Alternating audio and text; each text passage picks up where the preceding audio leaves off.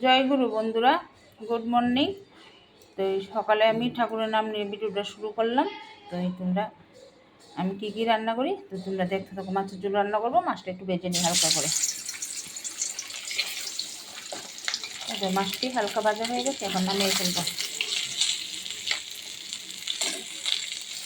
পরে এতে পেঁয়াজ দিয়েছি, পেঁয়াজটি লাল হলে মশলা দিই। এই দেখো মশলা দিচ্ছি জিরা, আদা, কাঁচা লঙ্কা, শুকনো লঙ্কা, পরিমাণ মতো হলুদ, লবণ। মশলাটা ভাজা হয়ে গেছে, টমেটোকে দিয়ে দিলাম।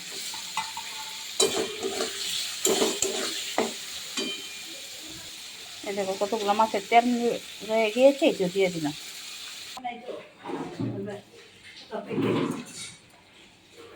এই দেখো আমার মাছের ঝোল কমপ্লিট, এখন নামিয়ে ফেলবো।